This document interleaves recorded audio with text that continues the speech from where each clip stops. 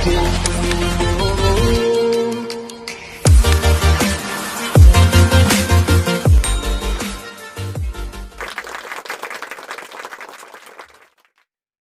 yang kedua ini sikap suka menunda-nunda.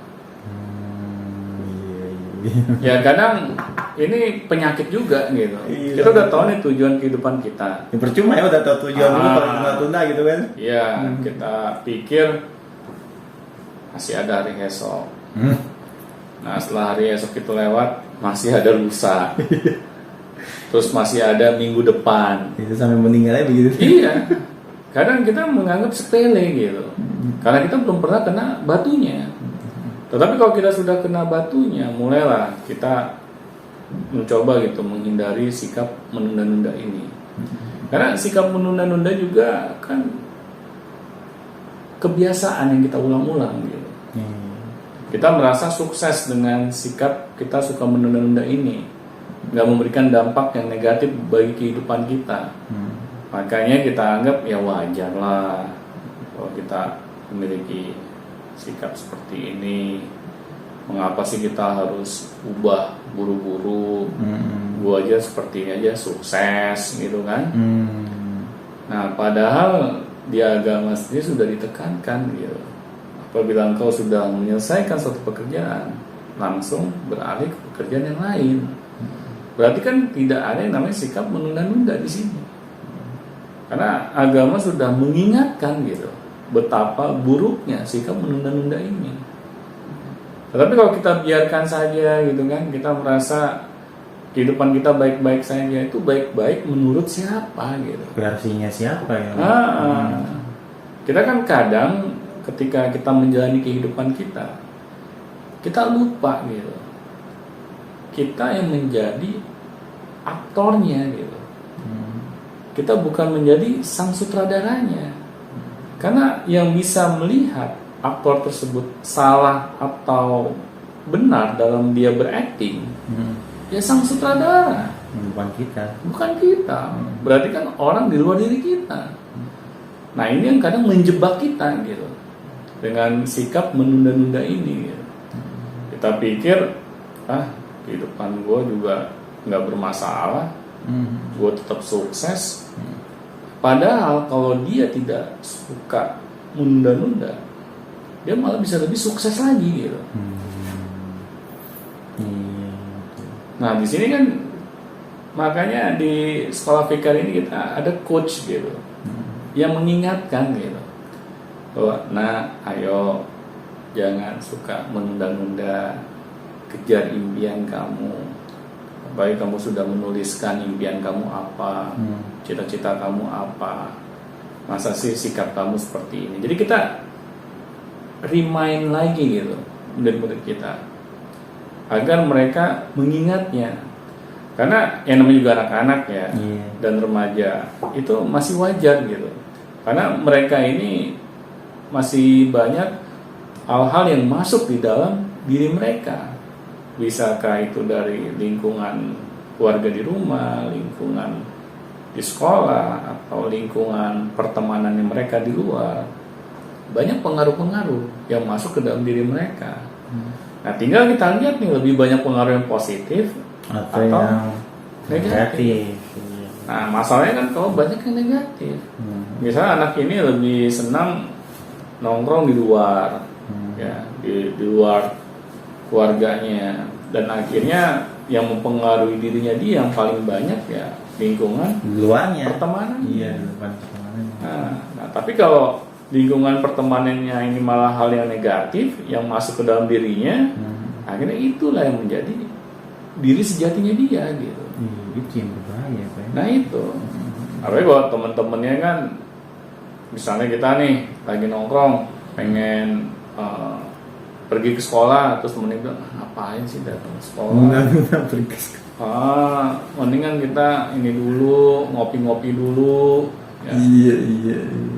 Akhirnya kita ngerasa kayaknya lebih enak sarannya teman saya, santai-santai dulu. Akhirnya udah, kita tunda tuh, kita pergi ke sekolah. Nah begitu pun juga dengan hal-hal yang lain gitu.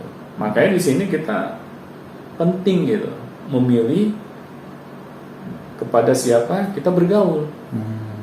Nah, orang tua harus mau mengajarkan gitu. Pihak sekolah juga harus seperti itu. Karena jangan sampai nih sikap anak kita dibentuk oleh orang yang tidak memiliki keinginan pada anak kita agar anak kita ini sukses gitu. Apalagi yang ditularkan kan sifat-sifat menundanya. Iya. Sifat-sifat nggak punya tujuan, nggak jelas. Benar.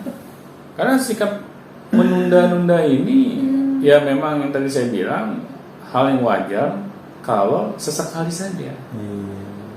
Tetapi kalau kita biarkan terus-menerus, akhirnya kita akan sulit gitu keluar dari sikap seperti ini gitu. Ya karena sudah merasa nyaman di situ ya. Benar.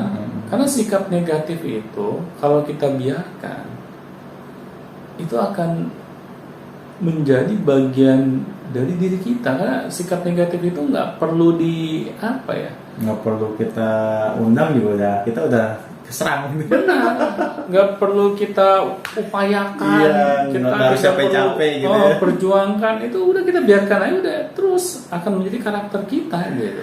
Nggak ada tuh seminar menjadi anak malas. Iya, karena nggak ada hal yang perlu diupayakan kan di situ kan.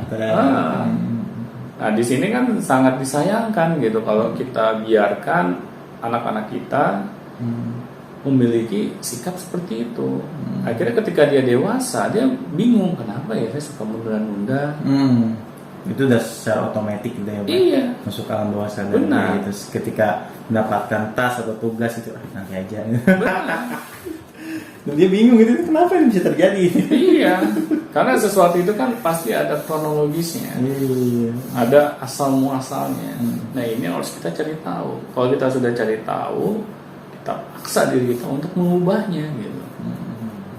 Nah itu tips yang kedua, sikap menunda-nunda.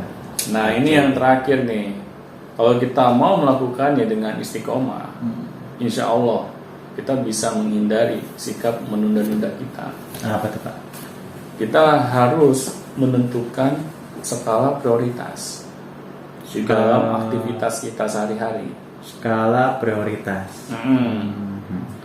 Nah biasanya kan manusia kalau tidak memiliki skala prioritas, akhirnya apa yang ada di hadapannya dia dihajar gitu. Iya, apa aja gitu yang dapat? Apa aja, dia nggak peduli gitu, karena dia nggak memiliki skala prioritas gitu. Jadi apa aja yang ada di hadapan dia terekam. Nah ini yang bahaya gitu. Kalau apa yang dia terekam hal yang salah gitu. Iya juga.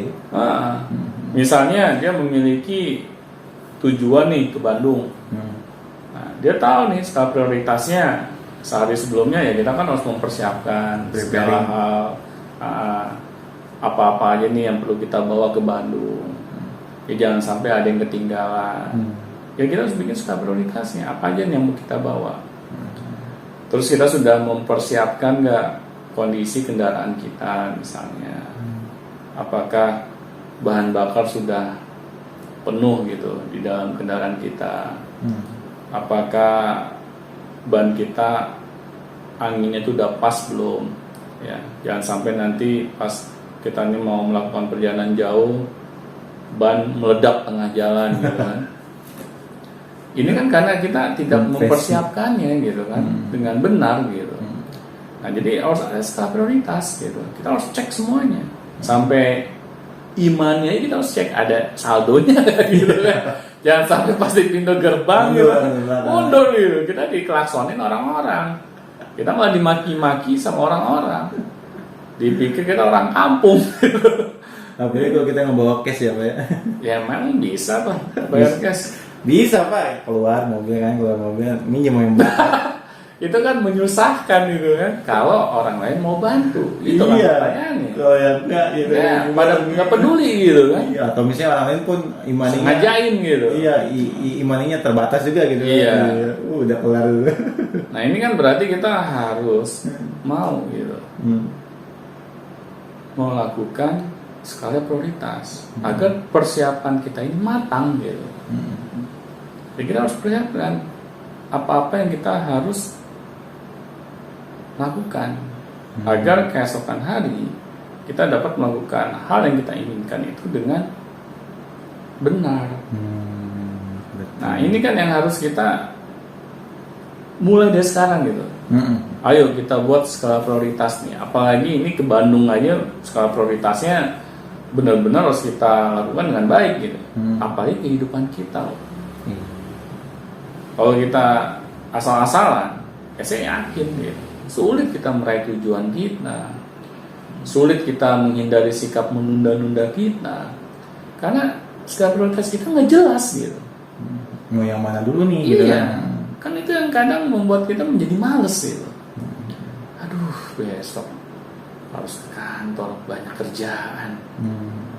Aduh, ketemu bos itu lagi yang cerewet banget gitu. Ketemu teman sekerja yang bikin kepala gue puyeng gitu kan.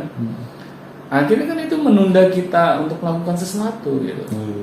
Seharusnya kan kalau kita memiliki skala prioritas, kita tahu nih pas nanti hari Senin gue masuk ke kantor, hal apa aja yang harus saya lakukan.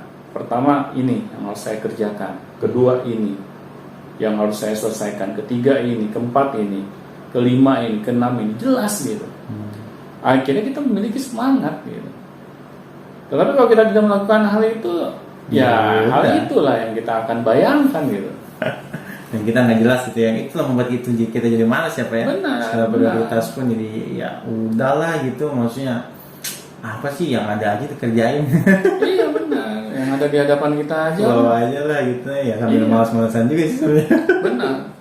Jadi kalau kita masih memiliki cara seperti itu, terus kita berharap untuk menjadi orang sukses, ya jangan kita salahkan takdir gitu.